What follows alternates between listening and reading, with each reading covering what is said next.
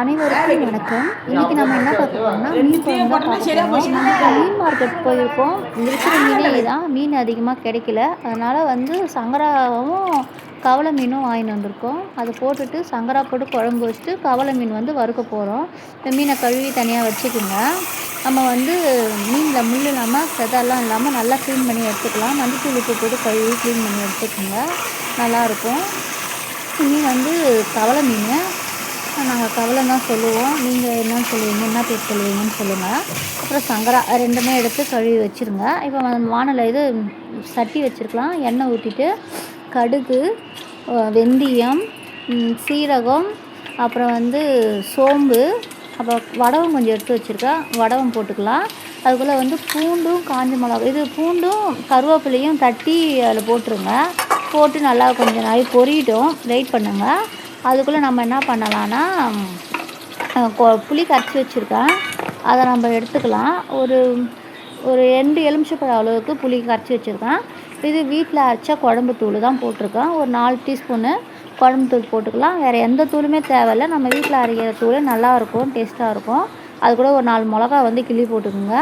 ஒரு 5 தக்காளி கழுவி வச்சுருக்கேன். அதை நல்லா உடச்சி விட்டுக்குங்க. உடச்சி நல்லா கையாலே பிசைஞ்சு அதில் விட்டுருங்க. அவ்வளோதான் குழம்பு. அது கூட உப்பு போட்டுக்குங்க.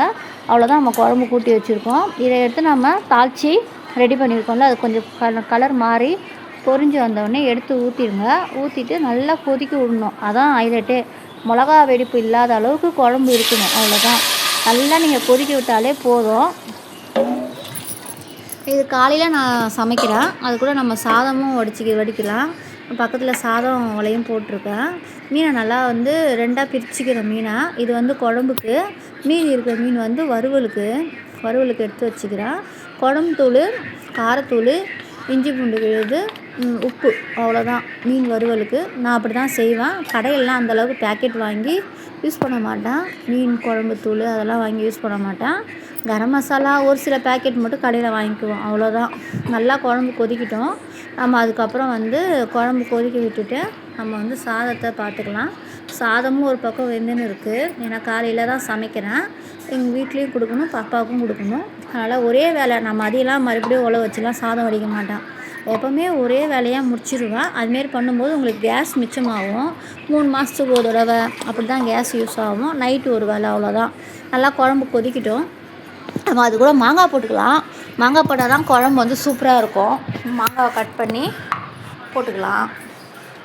அப்புறம் வந்து கீரை வந்து பொன்னாங்கண்ணி கீரை பொடியாக கட் பண்ணி வச்சுருக்கேன். அது கூட வெங்காயம், பச்சை மிளகாய் போட்டு நம்ம வதக்கி கீரை ரெடி பண்ணி வச்சுக்கலாம். மீன் குழம்பு கூட கீரை செய்யும்போது சூப்பராக இருக்கும். சமைக்கும்போது சூப்பராக இருக்கும். மாங்காய் கட் பண்ணி போட்டுக்கலாம். நல்லா ஒரு 10 நிமிஷம் கொதிக்கிட்டோம். மாங்காய் அந்தளவுக்கு கரையாது. ஏன்னா அது வந்து குண்டு மாங்கான்னு சொல்லுவாங்க. அது நல்லா புளிப்பு இருக்காது, திட்டமாக இருக்கும், நல்லாயிருக்கும். நம்ம மீனையும் கழுவி அதில் போட்டுக்கலாம். நல்லா கொச்சி அப்படி லைட்டாக சுண்டி வரும்போது ஆஃப் பண்ணிடலாம். அவ்வளோதான் மீன் குழம்பு. சிம்பிளாக வைக்கலாம். நமக்கு அந்த அளவுக்கு பொருள், வெங்காயம்லாம் எதுவுமே தேவைப்படாது. ஆனால் டேஸ்ட்டு நல்லாயிருக்கும். எங்கள் அம்மா, எங்கள் ஆயா வீட்டில் தான் இப்படி தான் வைப்பாங்க. நான் அந்த மெத்தடில் உங்களுக்கு சொல்லிக்கிறேன். நீங்கள் சமைச்சி யூஸ் பண்ணி சாப்பிட்டு பார்த்துட்டு எப்படி இருக்குதுன்னு சொல்லுங்கள். இப்போ மீன் வறுத்துக்கலாம். மீன் வறுத்துட்டு அது கூட ஒரு முட்டையும் வச்சு நான் கொடுத்து அனுப்பிடுறேன் உங்களுக்கு சாப்பாடு. அது கூட வந்து மீன் வறுவல் ரெடி பண்ணிக்கலாம். அப்புறம் வந்து காலைல டிஃபனுக்கு வந்து முட்டை தோசை தான். முட்டை தோசைக்கு மீன் குழம்புக்கு சூப்பராக இருக்கும். மீன் குழம்பு, மீன் வறுவல், கீரை, சாதம் எல்லாத்துக்குமே எனக்கு 1 ஹவர் தான் டைமிங். 1 ஹவரில் கடன்னு முடிச்சுடுவேன். கரண்ட் அடுப்புலேயும் ஏதாவது பருப்பு ஏதாவது சாம்பார் வைக்கணும்னா அது ஒரு பக்கம் வந்துடும், ரெடி பண்ணிவிடுவேன். அதனால் எப்போவுமே கரண்ட் அடுப்பு பக்கத்துலேயே இருக்கும். அப்படியே தோசை ஊற்றிட்டு முட்டையை போட்டு முட்டை தோசை ஊற்றி அவங்களுக்கு கொடுத்துட வேண்டியதுதான். அவ்வளோதான். நம்ம காலைல ஒரு வேலையோடு எல்லா வேலையும் முடிச்சிட்டோம்னா ஏதாவது என்றைக்காவது காய் பொரியல் அதுமாரினா எக்ஸ்ட்ரா செய்கிற மாதிரினா நான் மதியம் எக்ஸ்ட்ரா வந்து செஞ்சுப்பேன்.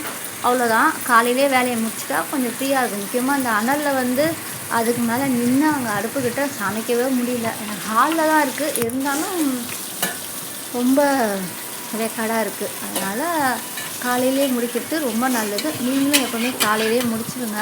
ஒரு சில பேர் மதியம் தான் செய்வீங்க. அதுமாரி காலை டிஃபன் வந்து நான் எப்போவுமே 8 மணிக்கெலாம் சாப்பிட்ருவேன். நீங்களும் அதுமாரி சாப்பிட ஃபாலோ பண்ணுங்கள். உடம்புக்கு ரொம்ப நல்லது. லேடிஸ் வந்து உடம்பு ஹெல்த்தியாக பார்த்துக்கணும். டெய்லி ஒரு முட்டை தோசையோ முட்டை டெய்லியும் எடுத்துக்கங்க. கீரை எடுத்துக்கங்க. காய்கறி அதிகமாக எடுத்துக்கோங்க. இல்லைன்னா மீன் எடுக்கிறீங்கன்னா மீன் ஒரு 4-5 துண்டு மீன் எடுத்துக்கோங்க. உடம்பு நல்லா ஆரோக்கியமாக வச்சுக்கோங்க. Okay bye. என்னோடய வீடியோ பிடிச்சிருந்தா லைக் பண்ணுங்கள், சப்ஸ்கிரைப் பண்ணுங்கள்.